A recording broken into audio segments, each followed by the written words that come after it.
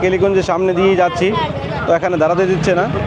এই 2-3 দিক দিয়ে এন্ট্রি, ভিআইপি দর্শন রয়েছে। 21 তারিখে এসেছিলেন, সরি 21 তারিখে বিরাট কোহলি এসেছিলেন। এই দেখুন প্রেমানন্দ মহারাজের যে কেলিকুঞ্জ আশ্রম। তো ভিডিওটা শেষ পর্যন্ত দেখুন। এই মুহূর্তে কেলিকুঞ্জের কাছাকাছি রয়েছি, পরিক্রমা মার্গে, দেখতে পাচ্ছেন।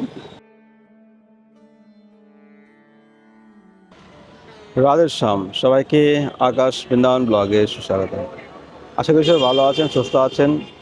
আজকাল অনেকেই কমেন্ট করছে, অনেকেই খবর নিচ্ছে যে প্রেমানন্দ মহারাজের দর্শন করতে চাই, প্রেমানন্দ মহারাজকে কীভাবে দর্শন করতে পারি। তো চলুন আজকে এই ভিডিওতে আপনার সঙ্গে শেয়ার করব খুব সহজে আপনারা কীভাবে প্রেমানন্দ মহারাজজিকে দর্শন করতে পারবেন। প্রেমানন্দ মহারাজজি কি এখন কেলিকুঞ্জে আছে না কোথায় আছে, আজকে আপনাদেরকে এই ভিডিওতে ডিটেলিং শেয়ার করব। তো ভিডিওটা শেষ পর্যন্ত দেখুন। আমি এই মুহূর্তে কেলিকুঞ্জের কাছাকাছি রয়েছি, পরিক্রমা মার্গে, দেখতে পাচ্ছেন। পরিক্রমা মার্গে কেলিকুঞ্জের কাছাকাছি রয়েছি। তো আপনারা ভিডিওটা শেষ পর্যন্ত দেখুন, আপনাদেরকে খুবই ইনফরমেশন দেওয়ার চেষ্টা করব। তো সঙ্গে থাকুন আর আনন্দ নিন। রাধেশ্যাম। তো এই মুহূর্তে আমি রয়েছি পরিক্রমা মার্গে। কিছুক্ষণের মধ্যে আমরা কেলিকুঞ্জে দিকেই প্রবেশ করব। তো আপনারা যারা কনফিউজ যে প্রেমানন্দ মহারাজের এখন দর্শন কী করে করা যায়, বিগত 2-3 দিন ধরে ভিআইপি পার্সনের, ওনার যে ভিআইপি শিষ্য রয়েছে, যারা সেলিব্রিটির লোক, তারা লাগাতার এখন আসছে। আগামী 22 তারিখে প্রেমানন্দ মহারাজকে দর্শন করতে এসেছিলেন। কে এসেছিলেন জানেন? বিরাট কোহলি। 22 তারিখ না, 21 তারিখে নাকি 21 তারিখে এসেছিলেন, সরি 21 তারিখে বিরাট কোহলি এসেছিলেন। এই দেখুন প্রেমানন্দ মহারাজের যে কেলিকুঞ্জ আশ্রম, এখানে বর্তমানে দেখুন কত সুন্দর ভিতরে সাজিয়ে রেখেছে। এখানে সবাইকে অ্যালাউ নেই। প্রেমানন্দ মহারাজ ভিতরে এখন বর্তমানে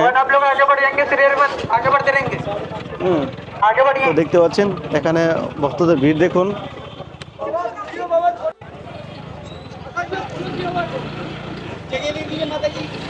महाराज जी अभी कि इधर है ना उधर? महाराज जी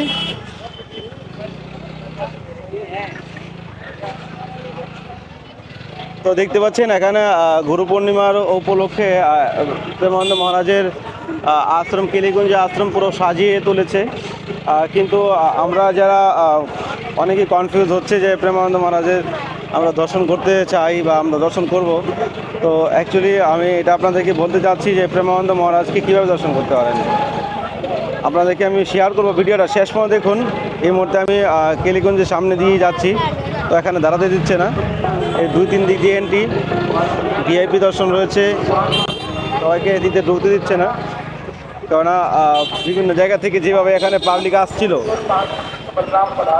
দীর্ঘ দিন ধরে, তো সেটাকে প্রেমানন্দ মহারাজজি নিজেই উনি কন্ট্রোল করার চেষ্টা করেছে। কেননা এত ভিড়, বাপ রে বাপ, যে দিক দিয়ে মহারাজজি যান সেই দিক দিয়ে মানে ভয়ানক ভিড় থাকে।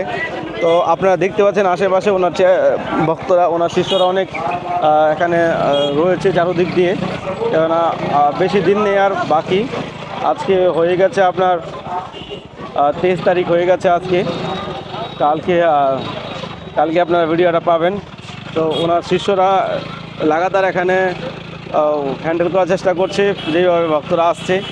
তো আপনাদেরকে আমি একটা কথাই বলবো যে আপনারা যারা প্রিপারেশন নিচ্ছেন যে প্রেমানন্দ মহারাজকে দর্শন করবেন, তারা আসতে পারেন, কিন্তু যে রুলসগুলো রয়েছে বা যেই ব্যাপারগুলো রয়েছে আপনারা কীভাবে দর্শন করতে পারেন, সেইগুলো আপনার ফলো করতে হবে বা সেইগুলো আপনার জানতে হবে।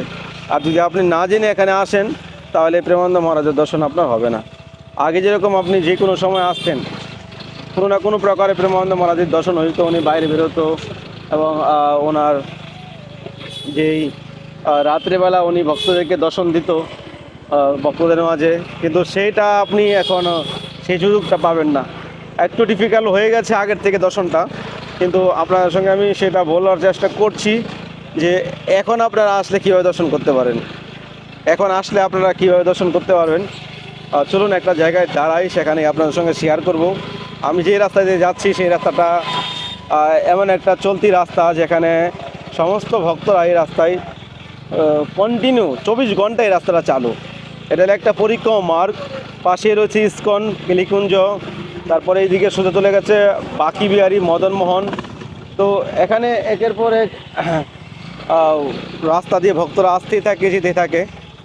আমি একটা কাজও করতে হবে, আমি দেখি ফোন করে দেখি এসছে কিনা।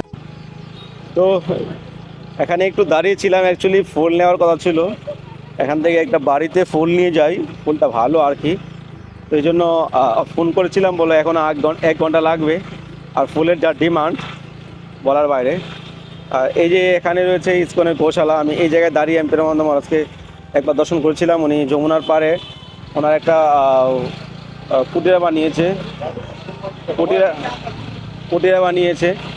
তো ওনার কুটিরাতে এদিক দিয়ে আসা যাওয়া করতো, মানে যমুনাতে একটা নৌকা বানিয়েছে, ওখানে নৌকা বিহার করতে যেত, আরতি করতো। তো এদিক দিয়ে প্রায় আসা যাওয়া করতো। তো এখন এদিক দিয়ে আসা যাওয়া টোটালি এখন আপনি বন্ধই ধরতে পারেন।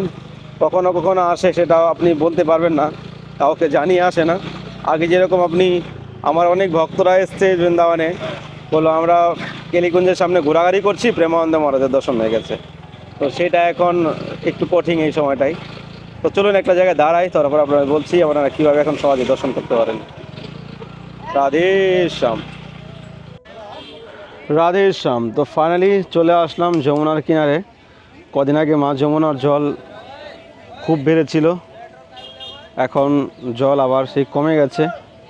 কিন্তু আমরা যারা ভাবছি যে প্রেমানন্দ মহারাজকে আমরা এখন খুব সহজে দর্শন করব, তো দীর্ঘ কদিন আগে কিন্তু প্রেমানন্দ মহারাজজি দর্শন দেওয়া বন্ধ করে দিয়েছিল, আপনারা অনেকে শুনেছিলেন।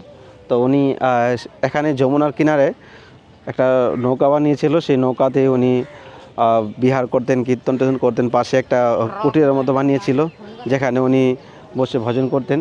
তো যমুনার জল বাড়ার পরে ওনার কুটিরে সব ডুবে গেল। তারপর থেকে উনি বেলবনে যে মা লক্ষ্মী দেবীর মন্দির রয়েছে, ওখানে একটা কুটিরা বানিয়েছে।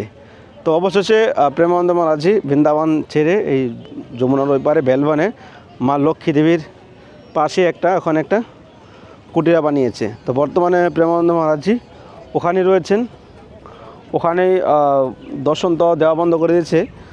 শুনেছি যেটা যারা দীক্ষিত ভক্ত, যারা একবার পরিচিত, মানে ভিআইপি পার্সনে ধরতে পারেন, সাধারণ লোকে তো ওখানে দর্শন হবে না, ভিআইপি পার্সনে ধরতে পারেন, তাদের জন্য এখানে এলাও আছে। এই গুরু পূর্ণিমার উপলক্ষে, তার আগে তো দর্শন দেওয়া বন্ধ হয়ে করে দিয়েছিল।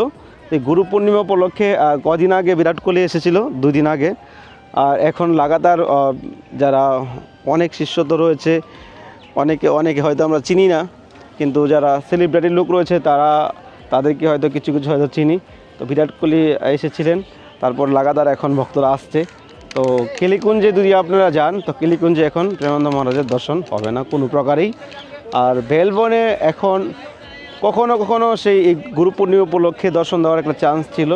তো আপনারা যারা এই সময়টা আসছেন, তাহলে তো বেলবনের দিকে আপনার যেতে হবে।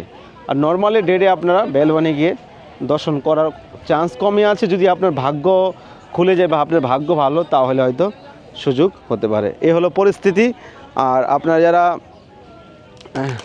প্রেমানন্দ মহারাজের তো গুরু পূর্ণিমা উপলক্ষে প্রেমানন্দ মহারাজজি এখন দর্শন দিচ্ছে লাগাতার। আপনারা যদি গুরু পূর্ণিমা উপলক্ষে আসেন, তাহলে আপনারা সব রকম ভক্তরাই দর্শন করতে পারবেন। কালকে অনেক ভক্তদের ভিড় ছিল, লাগাতার এখন ভিড়। বেলবনে মা লক্ষ্মী দেবীর মন্দিরের পিছনে অবস্থিত রয়েছে। আপনি যদি পারি তো আপনাদের কোনোদিন দেখাবো, তো অবশ্যই কমেন্ট করবেন। আপনারা কালকে ভিডিওটা পাবেন। পরশুদিন আমাদের বৃন্দাবনে সমস্ত জায়গায় স্বয়ং একাদশী থেকে চাতুর্মাসের ব্রত শুরু হয়ে যায়। আর চাতুর্মাসের ব্রত তো আপনারা জানেন, দামোদর ব্রতের মতোই সব নিয়ম নিষ্ঠা করে যারা ভজনানন্দী রয়েছে তারাই ম্যাক্সিমাম করে থাকে। আর যারা পারেন করবেন। তো আমরাও প্রয়াস করছি যে বৃন্দাবনের মাটিতে একটা ছোটোখাটো মন্দির করব, কিন্তু আমাদের এখনও সেরকম কালেকশন হচ্ছে না, সুযোগ হচ্ছে না। অনেকেই তো অনেকভাবে সেবা করছে, কিন্তু আমাদের সাধারণ একটা ছোটোখাটো মন্দির করব, কিন্তু সেরকম লোক আমাদেরকে সাপোর্ট করে না আজকাল। ওইটাই মানে যেখানে বড় বড় ব্যাপার, সেখানেই মানুষে যাবে, ওখানেই মানুষে দান করবে। কিন্তু আমাদের ছোটোখাটো ভাবনা চিন্তা করেছি না, সাধারণ লোক আমাদেরকে কেউ সাপোর্ট করবে না। এই জন্যই তো আমাদের আজকে ভারতবর্ষে এরকম লুটে খাচ্ছে বড় বড় মন্দিরওয়ালারা।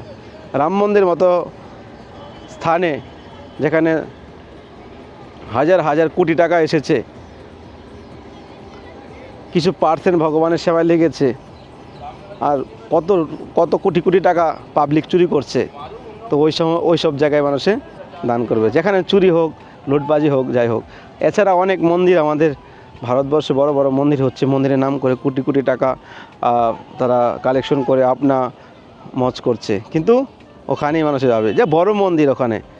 কিন্তু বড় মন্দির ছোট মন্দির সেটা তারা বিবেচনা করতে করতে তাদের ভালো জায়গায় সঠিক জায়গায় সেবায় লাগাতে পারে না। আপনার অর্থটা দিলেন, ভোগ করলো, বাস, কিন্তু আপনার কল্যাণ কী হলো? আর আমরা ছোটো মোটো ভাবনা চিন্তা করেছি, ছোটো মোটো করে একটা ছোটোখাটো মন্দির হবে যেখানে নিত্য ভগবানের সেবা হবে এবং বৈষ্ণব সেবা হবে। সবথেকে ইম্পর্টেন্ট আমার এখন ভগবানের সেবা এবং বৈষ্ণব সেবা, এই দুইটা জিনিস আমার খুব অসুবিধা হচ্ছে, খুবই প্রবলেমে আছি। বৈষ্ণব সেবাটা করতে তো আরও বেশি প্রবলেম।